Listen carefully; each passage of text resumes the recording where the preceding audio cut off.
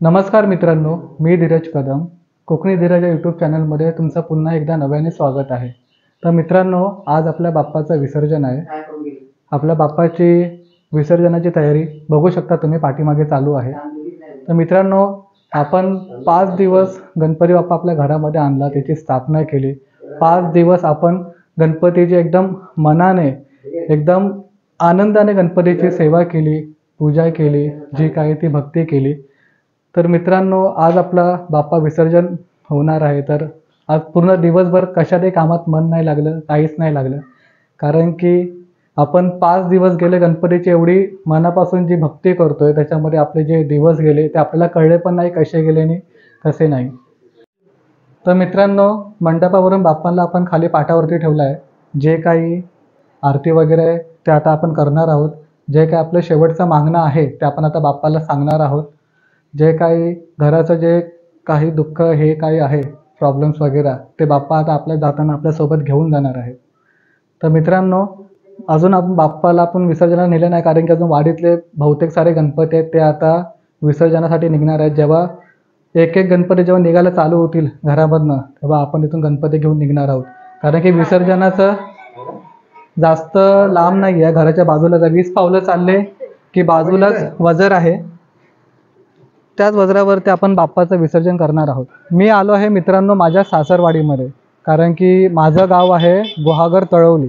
तुम्ही ते व्हिडिओ बघितले असाल. मी आता मध्ये गेलो होतो गुहागरला, तळवलीला गणपतीच्या पाया पडायला.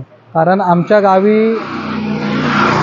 गावी असते वरसावळ. माझ्या घरी वरसावळ आहे. ते माझ्या आजोबांनी, माझे जे होते पूर्वज, त्या लोकांनी ती चालू केली होती. कारण की जे आमची भावकी आहे ते बहुतेक मुंबईला असतात. मग त्यांना वर्षाला सुट्टी घेऊन जमायचं नव्हतं गावी यायला दरवर्षी गणपतीला. तर तेच लक्षात घेता आमच्या जे होते माझे आजोबा वगैरे, त्यांनी ती वरसावळ वगैरे चालू केली होती. तर गेल्या वर्षी माझी वरसावळ होती, यंदा माझे जे काका आहेत त्यांची वरसावळ आहे.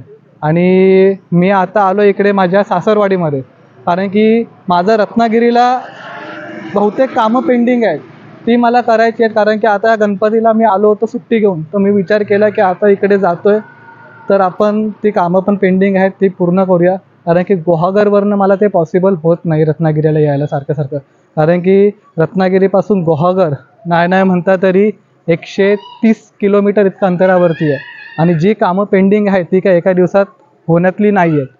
म्हणून मग मी अगोदर आम्ही प्लॅन केलेला की ह्या वर्षी तर काही माझी वरसावळ नाही आहे, तर मी माझ्या सासरवाडीमध्ये इकडनं रत्नागिरी आहे 35 का 36 किलोमीटर. तर मी गाडी घेऊन आलो आहे ह्या कारणासाठी की जेणेकरून रत्नागिरीला जाता येईल आणि जी काही पेंडिंग कामं आहेत ती माझी पूर्ण होतील. मग काय एकदा मुंबईला गेलो तर ही कामं तशीच्या तशीच राहतील. आणि मी नेहमी विचार करायचो ही कामं पूर्ण करेन जेव्हा पण गावी जाईन, पण काय योग येत नाही गावी यायचा. आता आलो आहे तर ती कामं मी पूर्ण करणार आहेत. मग ह्यासाठी मी सासरवाडीमध्ये आलो आहे. मग इथे आल्यावरती जे काही ब्लॉग मला बनवायला जमतील तेवढे मी बनवले आहेत ब्लॉग. आणि जे आतापर्यंत तुम्ही माझे ज्या व्हिडिओ बघितले आहेत ते माझ्या सासरवाडीचेच आहेत, इकडच्याच व्हिडिओ मी बनवलेले आहेत. मित्रांनो, मी माझं गाव पण खूप मिस करतो आहे. मी आता गेलो होतो गावी तेव्हा मला 1.5 दिवसाच्या गणपतीचं ब्लॉग करायला भेटलं. 1.5 दिवसाच्या गणपतीचं विसर्जन होतं. ते मी ब्लॉग यूट्यूबवरती टाकलंच आहे. तुम्ही माझ्या चॅनलवरती जाऊन तुम्ही ते बघू शकतात. मला खूप मिस करतो आहे मी माझं गाव, कारण की मला काहीच या टायमाला शूट करायला भेटलं नाही माझ्या गावचं. जेवढं जे मला भेटलं शूट करायला तेवढं मी अपलोड केलं यूट्यूबवर. मित्रांनो, गणपती यायला चालू झाले आहेत, तर चला आता करूया गणपतीचं विसर्जनाची तयारी. गणपती बाप्पा मोरया, मंगल मूर्ती मोरया. गणपती बाप्पा मोरया, मंगल मूर्ती मोरया.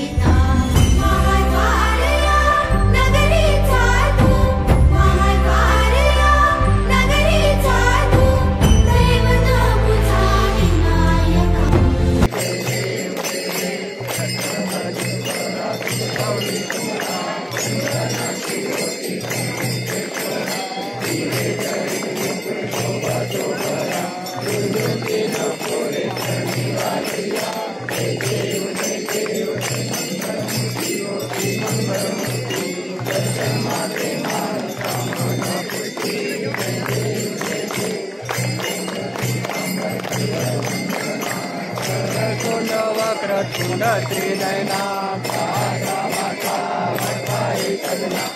गणपती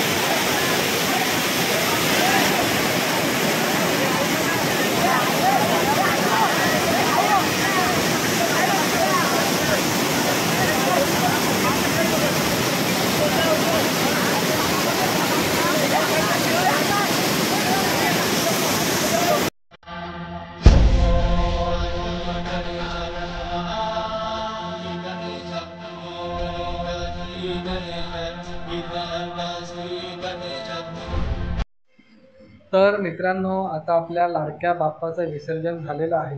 मी आत्ताच जस्ट घरी आलो आहे. तुम्ही बघू शकता पूर्ण मंडप एकदम खाली खाली आहे. एकदम पूर्ण जे घर भरलेलं होतं ते आता पूर्ण एकदम खाली झालं आहे. एवढा अपसेट वाटतंय बाप्पाचं विसर्जन झाल्यानंतर की गेले 5 दिवस हे पूर्ण घर भरलेलं होतं. माणसं यायची, घरामध्ये पाया पडायची, बोलायची, आम्ही जायचो कोणाकडे तरी पाया पडायला, तिकडे जाऊन आम्ही मज्जा करायचो. आत्ता तुम्ही बघू शकता की बाप्पाचं विसर्जन झाल्यानंतर एकदम घर एकदम खाली झालेलं आहे. लहान लहान पोरं घरामध्ये यायची, खेळायची वगैरे, एकदम घरामध्ये किलबिलाट असायचा. आणि आत्ता पूर्ण एकदम घर शांत झालेलं आहे. एकदम दुःख वाटतंय की बाप्पाचं विसर्जन झालं आहे.